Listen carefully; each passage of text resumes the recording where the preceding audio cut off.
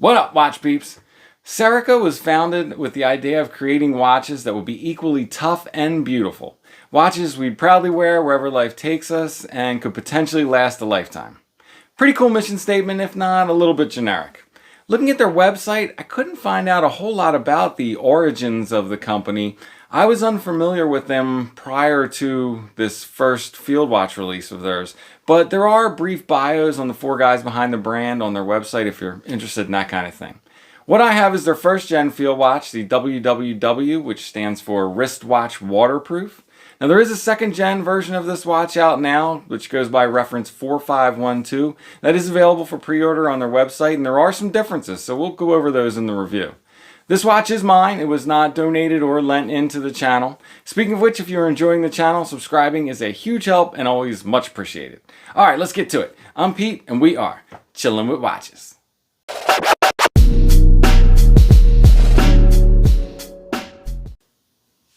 Alright, first things first. Just wearing the U50 again. This thing is just too easy to wear. It goes with everything, and the proportions are just about perfect. Yeah, I've been infatuated with this watch since I got it. Really good. But today we're looking at the Serica Field Watch, the W.W.W, or the WMB, which is WM Brown Project. I'm not sure how that's connected to the name of the watch, but you see them reference it that way a lot. So this is how the first gen came, on a leather single pass strap. And I bought mine secondhand, so I didn't get the box. I have no idea what that actually came in, but it just came with a polishing cloth and the warranty card, which has the information on the back. It's a really pretty watch.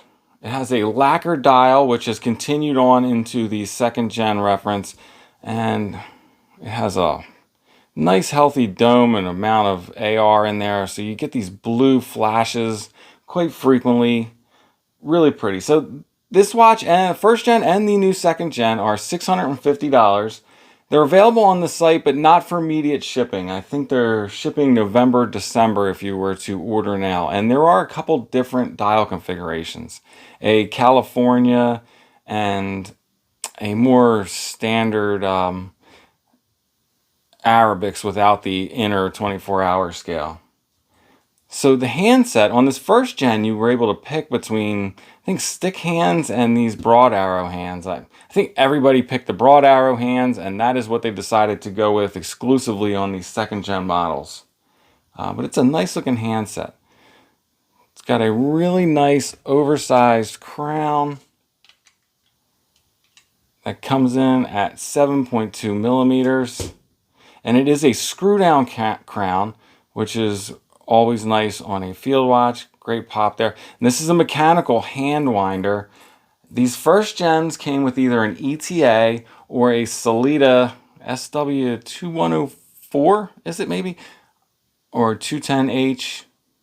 I don't know, SW210. That's what's in this one, the Sellita. The new ones all come with an STP111, which is Swiss Technology Productions or something to that effect. And I think that's the only choice. So this is a mechanical hand winder. A screw down crown on the hand winder is like a double-edged sword. The screw down crown is great, but I don't like having to unscrew it every time I want to give it a few turns. This one is 100 meters of water resistance, which I don't think necessarily requires a screw down crown. The new model is 200 meters. So they probably could not get away without doing the screw down crown on that one. I'm not 100% sure. Those are just guesses. But it's just one of those things to think about when you're buying a hand wind watch. The handset, again, we were talking about, the broad arrow hands are really pretty. I love the hour hand. One of my favorites. Very reminiscent of Omega handset seen in like the Seamaster or Aquaterra. The lacquer dial is very nice. This one has this has a mineral crystal as opposed to sapphire, which is on the new ones, but this is a higher domed crystal than what you will get with the newer sapphire models. And the dial layout is your standard field watch affair with an inner 24-hour scale, outer 1 through 12. Really cool railroad track index. Case profile on this is very nice. You'll see this one has been worn. It's got marks in the, mostly on this 9 o'clock side. But overall, turn down lugs, not too much of a belly on the case back there.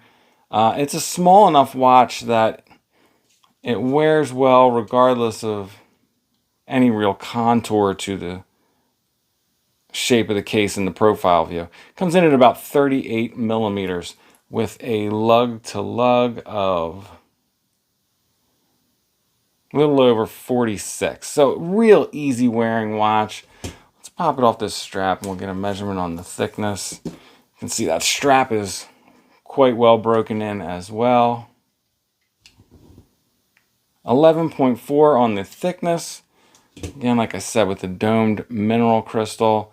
And I had scratched this mineral crystal and I was able to buff it out. And I have a video on how I did that and what I used coming out soon. So watch out for that. It's actually a pretty cool video. Now, like I mentioned, this one came on this leather single pass strap.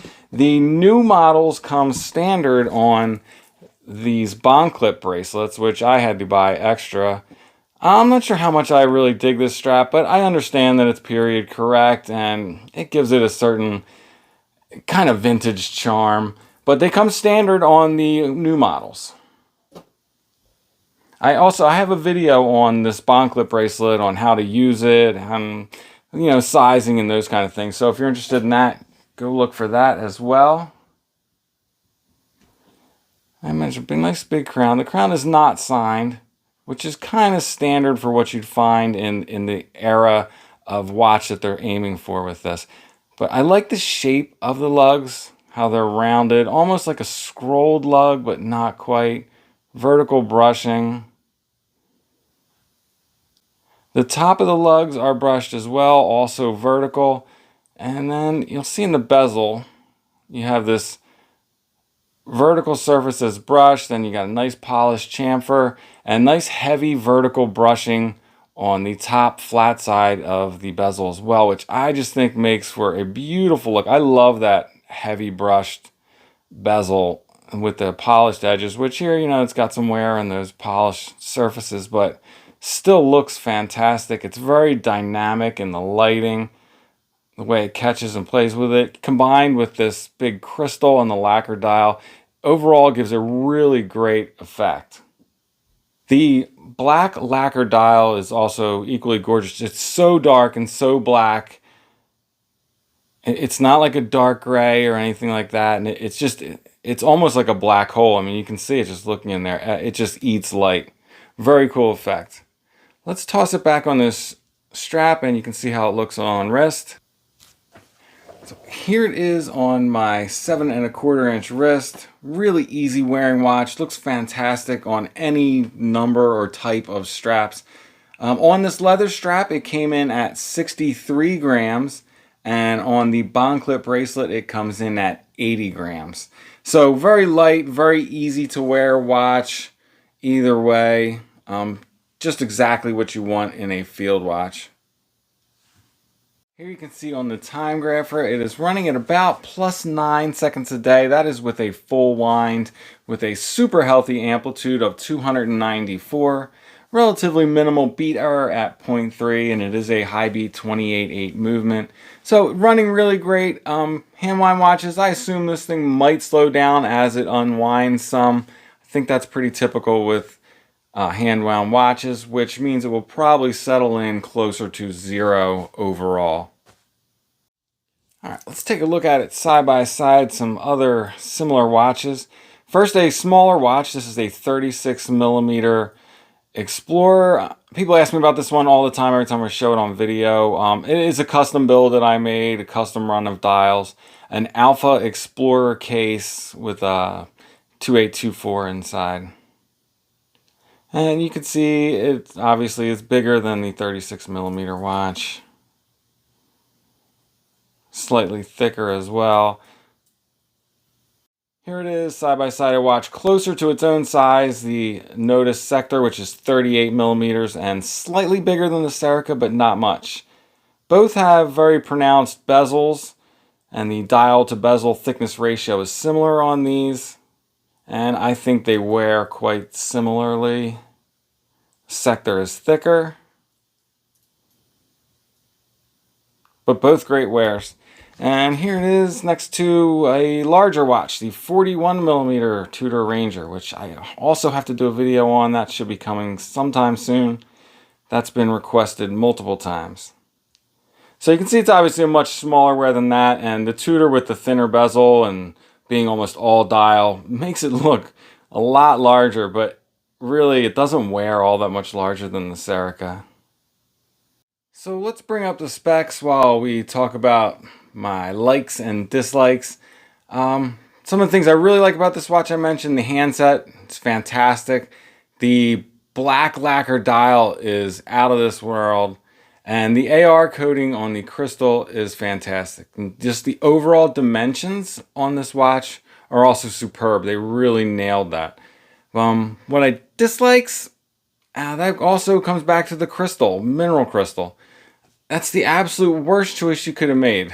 Sapphire or acrylic I could even live with, but mineral, why? The other thing I don't like about this watch is the screw down crown on a hand wound watch. It's just like right now, if I wake up in the morning, I want to put a few winds on. I know it's not the end of the world, but it's a minor gripe, and I guess maybe it's even a pet peeve of mine, but it's worth mentioning. Would I buy it? Obviously, I did. So it's a very cool watch. I would really like to get my hands on one of the Gen 2 versions, and I think upgrading it to 200 meters and adding a sapphire crystal were fantastic choices on their part, but these watches are still a fantastic value and great little field watches. All right, lastly, let's